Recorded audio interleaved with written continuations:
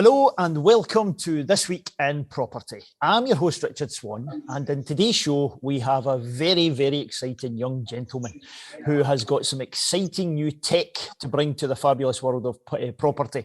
Property itself, it can be quite a, old, stuffy, slow, conservative model that goes, kind of clunks its way through business. That's not how this guy operates. This guy's a disruptor. Yes, he knows it. He knows it already. He's smiling. He's a disruptor. He's a mover, a shaker. He turns things upside down, which is tremendous. He's got so many accolades behind him that I could delve into in this show. I could talk about the awards that he's won, all sorts of business recognitions, etc. I could talk about some of the other connections he has in the business world itself.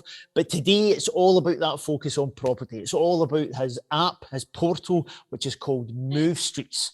But first of all, let's meet the man himself. Adam, welcome to the show. Thank you for having me, Richard. This is fantastic. It's great to have you along. It really is. A lot of my daughters watch your stuff with Instagram and everything else. It's fascinating stuff, how it all overlaps in today's modern world.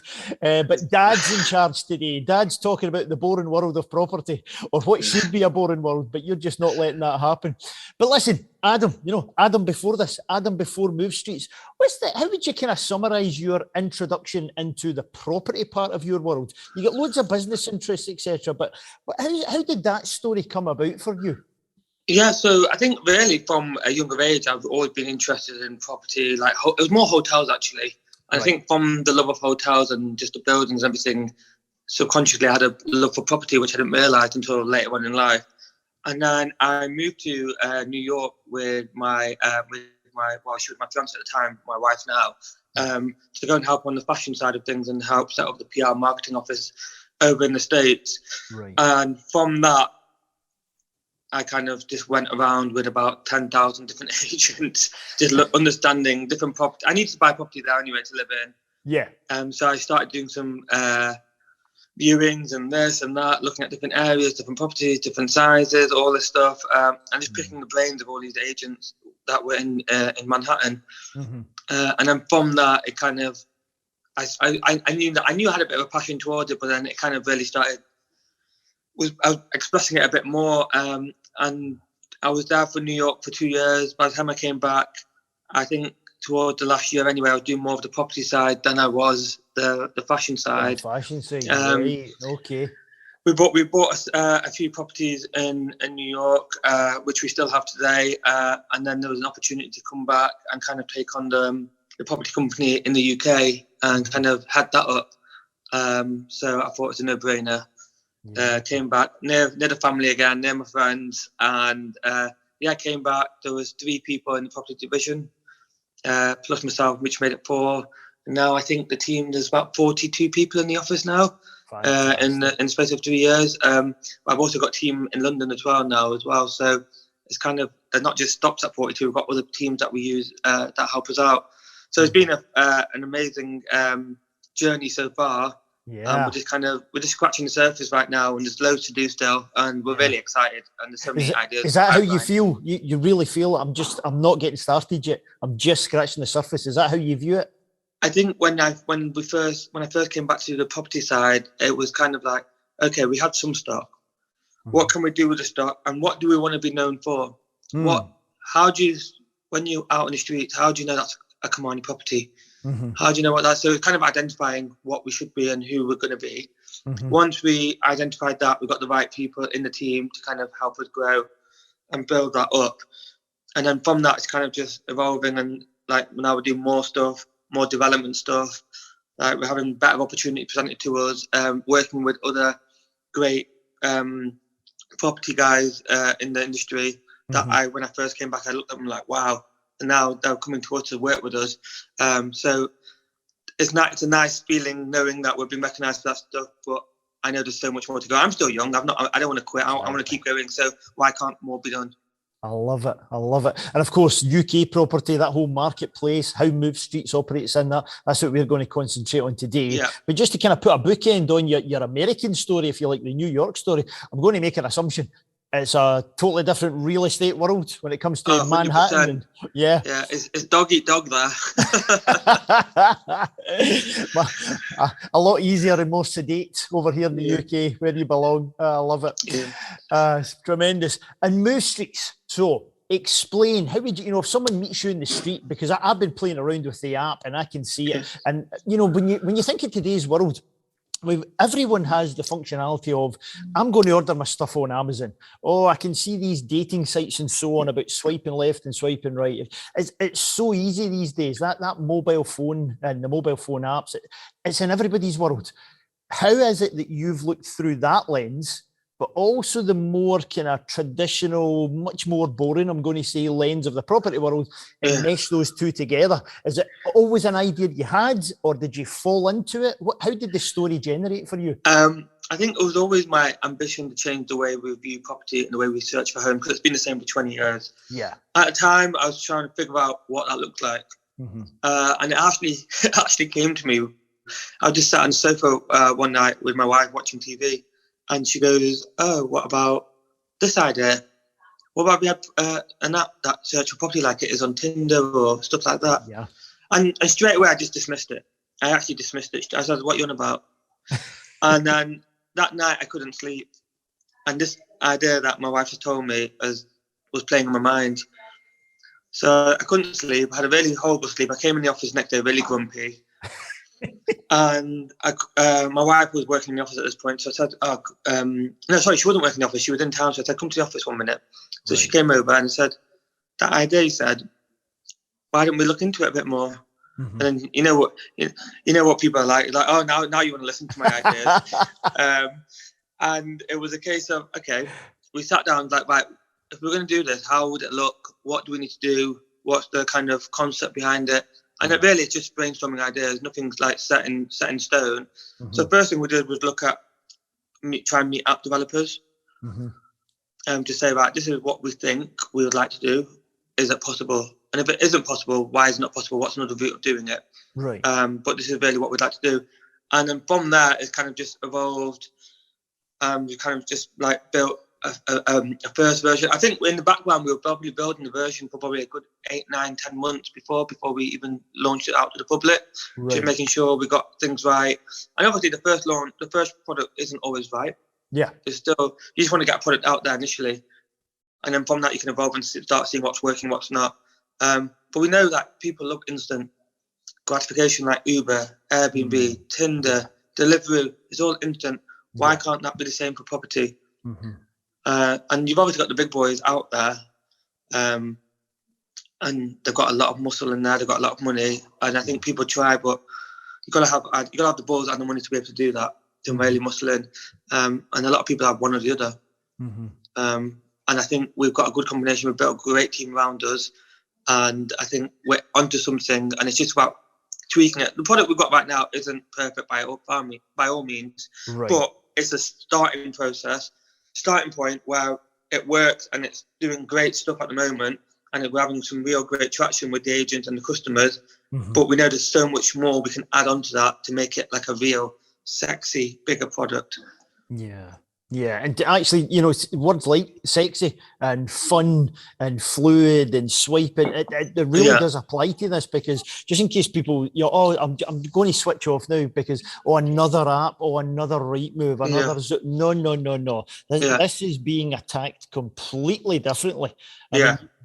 When you actually go do the search, it's not just that simple search of there's the property, there's the details for it. You've thought outside that, because you've thought about where is it people are living? What is it that's round about them? What kind of, shopping and the public transport and so on and so forth. You've really had that in mind. And now, that again, should we be giving all the credit to Mrs. Kamani for this one? Or is this where you took over? You can give us some credit. Give her credit for the idea. No, she's been great on this as well. But no, I think what we saw was like, we've seen people that try and copy the big boys. Yeah. And not been any success. Then we looked at, okay, how can we do this and make it different, but without trying to reinvent the wheel too much and still giving people what they want? So then we looked at other brands in different industries like Match.com and Tinder. Yeah. So Match.com was built everything from the back end. Mm-hmm. Tinder was like, okay, we'll take the back end away. We'll build everything from the UX experience, right, and build it that way. And then the same with like Uber and all these other places. They built everything from a user perspective, and then the back end came afterwards. Yes. Where like Rightmove, Zoopla, everything back end, and because of the monopoly, it's great that it works for them. But in all these other portals, I tried to do the same thing, build it from the back end, and make it look the same as them. Where we were like, okay, let's build it from the front end, make the user experience really good, and we'll worry about the back end afterwards. Okay, we might not have as much data and information we need, but let them just get familiar with the app and get the ease of it and getting used to it. And that's what we've kind of done it that way around. I love it. I love that whole mindset, actually. You know, it's all about the user because that's the person who's using the app. Yeah. So why not think about them? Don't think about your back end, your services, your systems, and then bolt things on. No, you're right. It's completely turn that around. What is it they want? What is it they want to press? How do they want to look? And I think that really sticks out when you say the word Uber. Actually, I think it stuck out in my mind when I was looking at the app and going through one of the demos with it was things like the viewing process, because people, you know, going through let's call them the traditional channels, it's like, I know the property I want to go and see.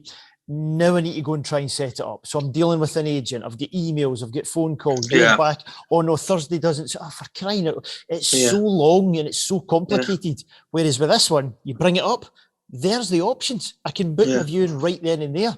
So it's an amazing angle that you've really we saw that aspect. I'm glad you brought that up because when we're looking at it, we thought, if you want to book 10 viewings on one of the other portals, you got to ring them all individually or send a separate message to each one individually. And I think we did it. We did a scenario of 10 properties, and I think it was like 120 to 150 touch points on one of those portals. But like, how do we just take that down? So I think ours is like maybe 10 or 11 touch points. Right. So it just really saves a lot of time. And so that, I'm glad you brought that up because that's what we try to do. Excellent. No, that's great. And agents-wise, you spoke about this, you know, you're bringing more and more agents on board. In fact, funnily enough, one of the agents we have in the show already, Nest Seekers International, they're on board with you and working with you. How do you see that partnership going? Is it going as fast as you want? Are you got any milestones for bringing more and more agents on board? So when we first launched, did a soft launch last August. So it's this month actually. We kind of hit with the pandemic. So a lot of these guys like to go out and meet face to face, and when you show someone the product face to face, everyone really just falls in love with it. So the guys really have just been dealing everything on emails, LinkedIn, phone calls, all that stuff. So sometimes it's a bit hard to muscle into, but from what the situation they've had to deal with, they've done a great job so far. Now things are opening up and they're going out to meet people. I must say we must have a 70% success rate when we're face to face with someone. Excellent. So it's only recently in the last month we've been able to see a different side of how people actually fall in love with this on the agent's perspective. So only now we'll really get to see like how impactful this is. But we've had a great impact so far considering the pandemic and everyone's been working from home. Exactly. Yeah. And on that front, let's break off on a wee tangent there because we mentioned the pandemic. Inside your own world of property investing, so on and so forth, how did you find last year? How did the business deal with things? I think we're all scratching our head, like every industry, like every business, we're no different in this regard. Everyone's scratching their head thinking, shit, what's tomorrow? What's going to bring next week? Because we didn't know what rules were going to happen, what's going to change. No one knew what to expect. So it was kind of, okay, we'll just deal with what we've got. Like everyone's the same. We're not here for a pity party, but it's like, okay, there was some bumps in the road, but that allowed us to become neater, cuter, and more vigilant with our process within the office. And I actually think we've actually learned so much more about how we can actually operate as a team. We can get more done. We can be more effective on certain things. Okay, some of our tenants had a bit of a problem paying and stuff like that. Sure. We gave everyone a breathing space. We allowed that to happen. We understood the situation. If we're getting hit hard, they must be getting hit so much harder because that's solely their business, the hospitality side. So we've actually learned so much for it. And now coming, hopefully, more out of the pandemic and more back to normal life, we're seeing that the traits that we've learned from the pandemic, we're sticking to it, and it's actually making us a lot more efficient. And with the speed of things we're doing things now, and the processes is so much more. There's so much more to it, and there's much more meat around the processes we have now. That's So tremendous. it's been good for us and a learning curve. Obviously, we had a bit of a Yeah. smart, but the learning curve and how we've come out with the side has been great. That's fantastic. Absolutely fantastic. So the folks who are watching, listening in online, make sure whenever it's safe to do so, go inside the show notes, click on all the links, follow Adam, follow him himself, follow Move Streets, get the app itself. And Adam, for the folks listening, they can get it in the Apple Store, they can get it on iOS, and they can get it with Google as well. Is that correct? Yeah, that's correct. So if you went on the website, and type in movestreets.com, there'll be a page there, but it'll probably direct you to the app. Yeah.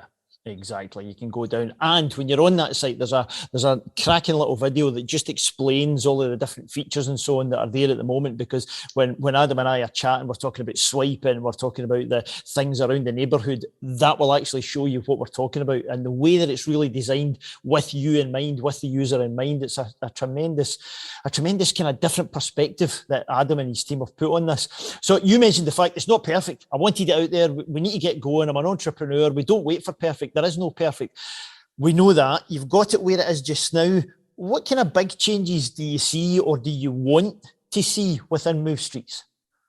So what we're doing, we're working with the agents. We're saying to the agents, what do you want more from us? Right. We don't want to take away jobs in your office unless you want that, but we don't want to do that to anyone. What do you want to see more? What do you want more from the portals? What can we do? Is it more valuations? Is it more UX stuff? Like what does that look like? We've done like a hot property where you can do an instant booking if you really love it. We're going to match people's profiles. So, for example, Richard, you and your partner, you're at work and your partner's at home or she's at work, wherever she is, and you both got the app, you can link each other's profiles and you'd be both swiping the same property or ping that you both like the same property. Yeah. And then you can just make the booking straight there and then. There's lots of different things like the virtual videos. We still don't have that. I know the portals have that, but there's lots of things that we need to do to get there. We're going to be able to bid through the app eventually. Where you can bid on the properties through the app. And then it's all about the back-end dashboard for the agents and how much they can do from that and the visibility and the guide prices and stuff like on demand. If you're viewing a property tomorrow and it's come through our system and someone's asking a question, blah, blah, blah, they've got everything on their own dashboard there that they can just feed it off instead of saying, I'll have to get back to the office and let you know.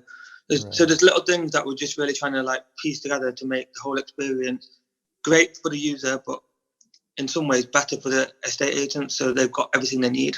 Right, gotcha. And that, I mean, if that's not an example of an entrepreneur, I don't know what is, because that's it. You've had the idea. Mrs. Kamani has. Let's give her a quick idea. Go to protect her name. You had the idea, you launched it, you went for it, you put everything into it, effort-wise, money-wise, time-wise, etc. And then it's that constant refinement, right? I'm going to work with these people because they're the users. I'm going to work with these people because they actually operate it behind the scenes and dashboards. And people might go on the app today and think, there's some things I'd like more of. And we know that as well, because we've done a lot of research around it, and we know it's just about building the team up with the demands. And it's no point me bringing in 20 more developers, and we've got to do it in stages, because if you start trying to run before you can walk, you're just going to crash. So it's about building the solid foundations now, and just adding layers every time until we get to where we want to get to. Yeah, fantastic, absolutely fantastic. You're a young guy. You are fascinated with helping young people. You do a lot of angel investing, do a lot of nurturing as a mentor, etc. Is that when you see most progress could come, better jumps could come for business, for the economy, for the UK, for property, for everything? Those young people, helping them along and being able to nurture those ideas and bring those seeds out. Is that one of your passions? Yeah, so I remember when we set up KM Capital, which is our investment fund. Yeah. And remember we started meeting a lot of businesses, and I was more interested in the founders themselves than the actual business. Obviously, they come in hand, but I think you can have a great business, but if you're an absolute dick, there's no point working with you, because it's never going to work. You're going to think you know all the answers, and if you do great, you don't need our money.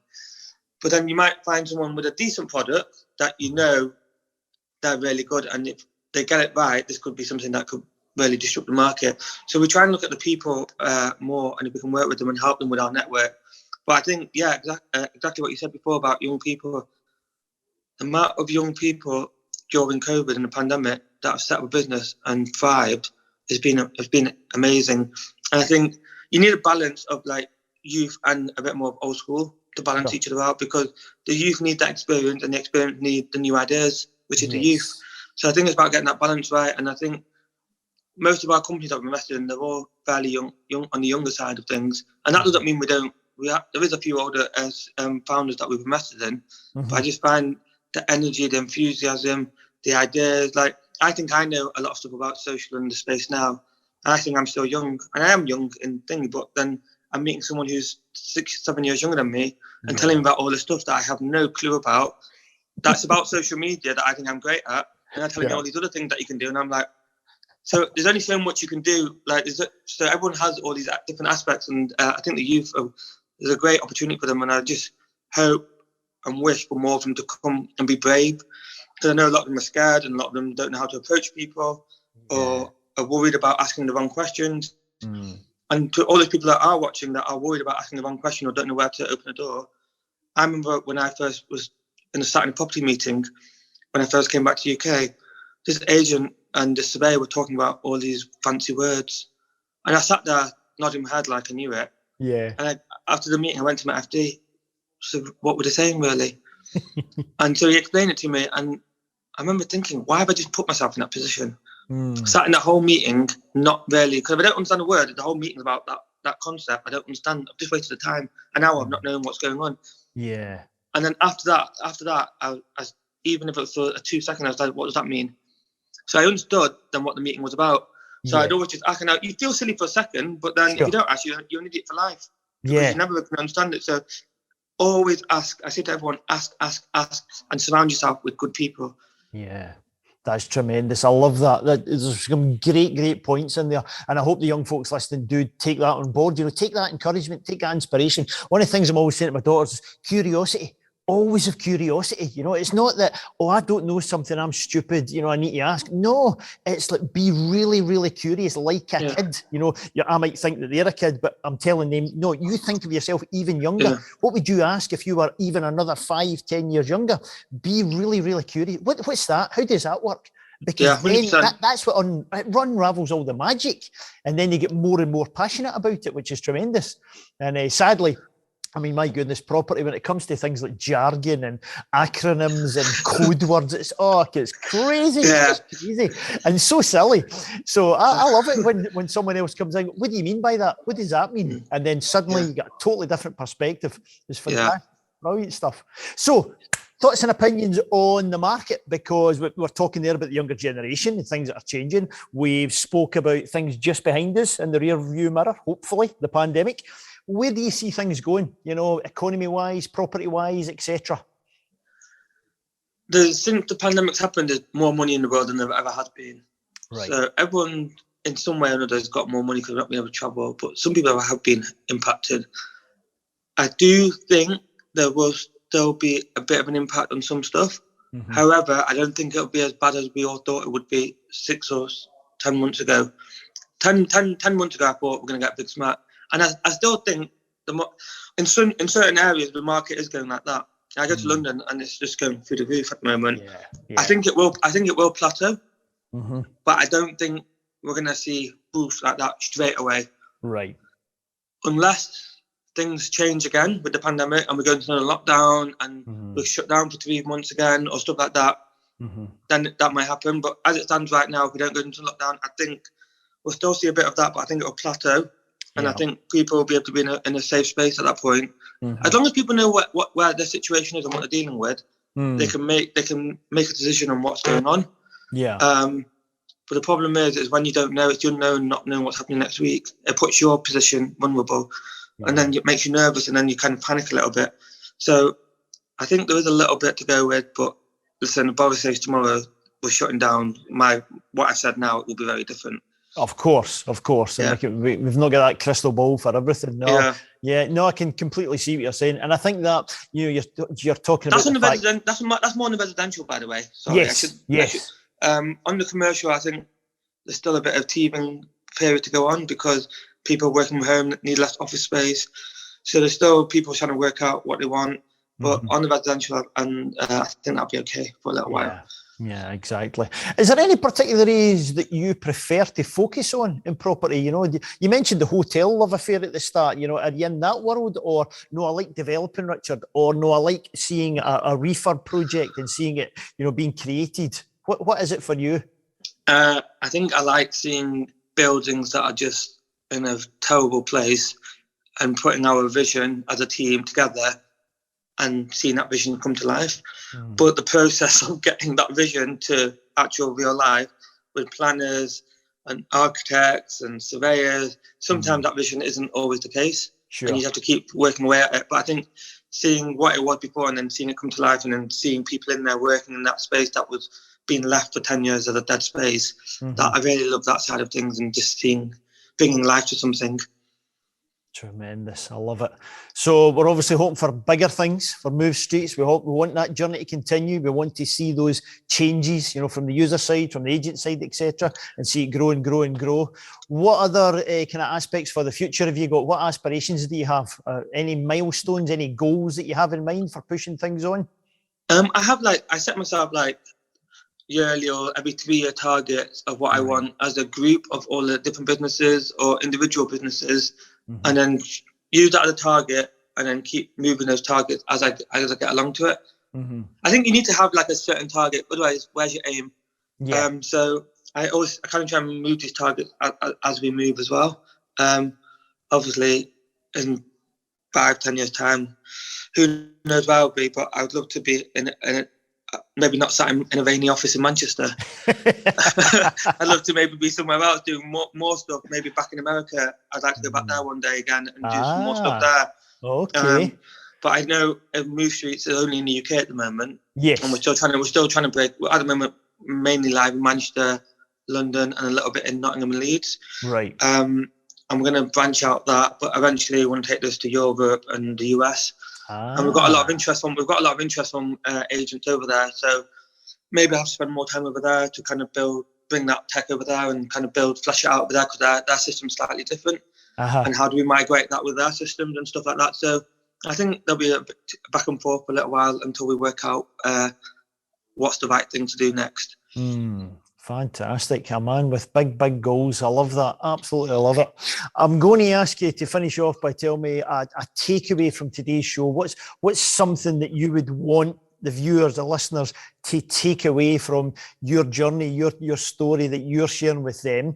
While you're having a wee thought about that, everyone who's listening and watching just now, remember, when it's safe to do so, go inside, go into the show notes page, get the link to Move Streets, and you can go and see and download the app and have a look and a play about what we're talking about. And let's have a bit of fun with Adam. While you're doing that, when you're leaving a review inside the App Store, I want you to put, "This is a great app from Mrs. Kamani," right? 5-star.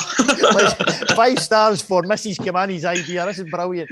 let's big her up even more. But back to yourself, Adam. What kind of takeaway would you say for the viewers and listeners?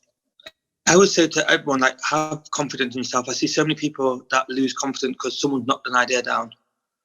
Some people told me this app's not going to work. Some people told me my other businesses weren't going to work. Prove them wrong. Use that as a tool to kind of give you the ammunition to go ahead. Ask questions. Open your network to people.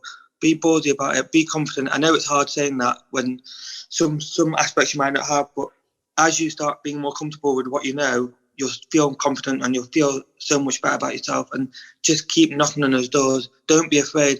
And if someone backs you down, prove them wrong. And listen, if anyone wants to drop me a message on LinkedIn for a bit of advice, I won't promise I can get to you straight away, but I will try and get to as many of you as I can over time. But feel free to ask me any questions if you're unsure about anything, and I'll try and help you as much as I can. But please just ask, and surround yourself with the right people. Can I just say one thing? When people come to me for investment for KM Capital, I always say someone comes with me to a gym idea, gym tech idea. I always say to them, if someone else comes after you, make sure you're better than them now. Make sure you know as much information you can. It's not a problem if you don't know all the answers. Ask the questions. Just got to ask. So I would say just be confident in yourself. Feel that energy in yourself. If you're so passionate about an idea and you're scared about something, just start asking questions. Even if a bit of Google, a bit of research, just see how can I do it.